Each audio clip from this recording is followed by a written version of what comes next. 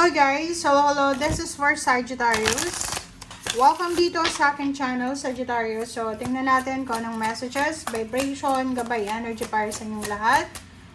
This is general reading, so I hope na makuha mo yung energy. So, tingnan natin, Sagittarius. Ano ba ang message na kailangan mong marinig? So, this is for the first half of April 2026.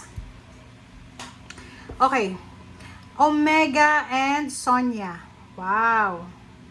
So, dito sinasabi ng Sonia na to, na Sagittarius, eto yung Sonia is Archangel siya. So, sinasabi na, I bring you a message from your deceased loved one.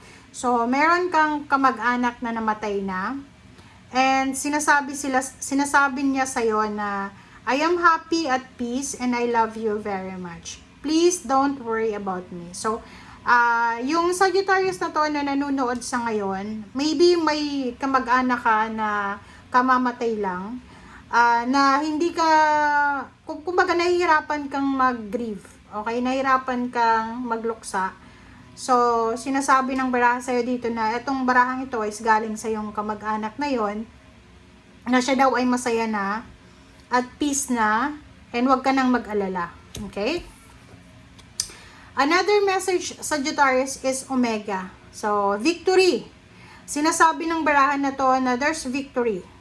Lahat daw ng gusto mo, ng kagustuhan mo, ng plano mo ay magkakatotoo. So, keep up the good work. So, sinasabi sir dito na lahat ng pangarap mo mangyayari yan. So, ang kailangan mo lang is i-continue mo lang, ituloy mo lang kung anong ginagawa mo sa ngayon.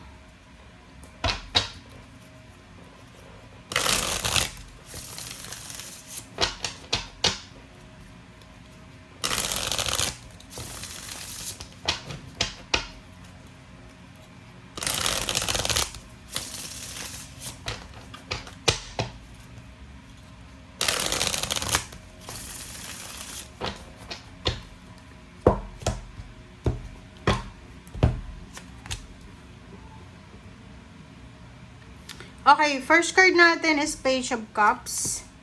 Next is 8 of Cups. Okay, 9 of Cups. Queen of Swords, and then 2 of Cups. Okay. And sa ilalim mo dito is the Sun. So, the Sun and Ace of Wands and Emperor. Sagittarius, nakikita ko sir dito na may sagabal, okay? May posibleng sagabal sa pagbabago ng buhay mo. There's someone here na, something na sagabal siya sa kung ano man na plano mo. Kasi kung makikita mo dito, sobrang exciting yung paparating sa'yo eh. Sobrang exciting yung paparating sa'yo. And masaya, okay? Fulfilling, parang achievable yung nangyayari sa'yo. And power. You will reclaim your power. There's a promotion, salary increase, financial change, career change, parang ganon, stability and balance. Pero there's someone here or something na posibleng maging ugat. Or parang siya yung magiging sagabal, hadlang sa kung ano man yan na mangyayari. Alright. Sagittarius, sinasabi ng baraha sa'yo na there's a parang protection, there's a love offer, family protection, na posibleng darating sa'yo sa 2 linggong ito. There's a celebration eh. There's a celebration of success, celebration of love, friendship, collaboration. And nakikita ko sir dito na you are supported, you are guided ng mga taong nakapaligid sa'yo. Okay, 8 of Cups.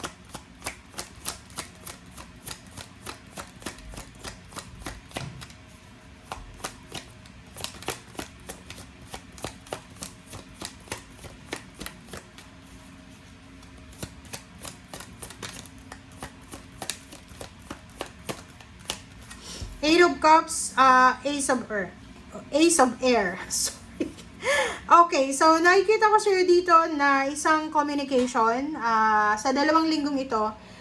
Posibleng travel siya. So, makakatanggap ka ng message, ng call, ng chat, ng email, or any types ng communication na pwedeng magdala sa'yo ng inspiration para mag-travel. So, you are maybe planning to relocate, changing address, changing of residence. Meron ditong Parang sinasabi na mai-inspire ka na lumayo, mag-travel or parang ganun. Mag-move. Okay, next card natin is Queen of Air. Ganun din.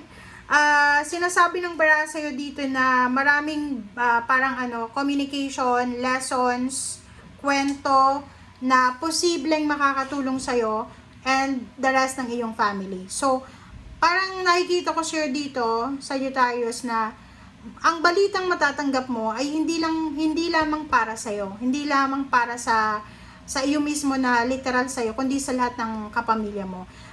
Magdadala to sa iyo ng excitement, magdadala to sa iyo ng kilig, inspiration. Nakikita ko siya dito, napakaganda, importante, maganda ang blessings nito na darating sa iyo, lalo na sa second half, or hindi second half siya, second week ng April.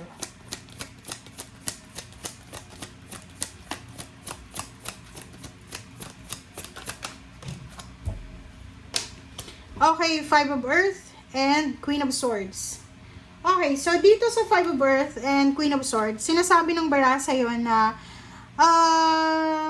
medyo yung tinuturo sa'yo ng universe na direction, tinuturuan ka niya like halimbawa, Sagittarius, eto yung mga dapat mong gawin sa mga susunod. But ang nakikita ko sir dito, nag-aalala ka. Like, for example, natatakot ka sa kung ano yung mangyayari sa'yo sa hinaharap.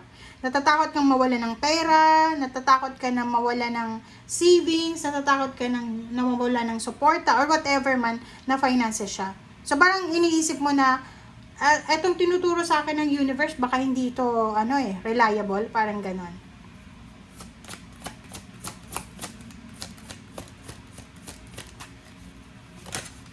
Oops, okay. Love life, wow. So, nakikita ko sa'yo dito na posibleng isang relationship ang magbo-blossom, magle-level up, may magpapakasal, merong magkakaroon ng like level up siya. If you're married, possible na magkagusto ka sa ibang tao, or yung person mo, pwedeng may third party, or magkakagusto siya sa iba. Three of Fire, and then, nakikita ko sir dito na sobra-sobra kang magiging abala, magiging overworker ka, may stress ka, lalo na sa trabaho mo, pwedeng magtrabaho ka gabi-araw. Nakikita ko rin sa pera, kailangan mong mag-ipon, kailangan mong magtipid, kailangan mong bawasan yung mga expenses mo, may mga bisyo ka ba, ganyan ganito, kasi siguro yung iba, hindi nyo pa mararamdaman yung inflation or yung crisis. Pero, yung iba sa inyo dito, ramdam nyo na by the last week of April. Okay? Thank you guys. Bye!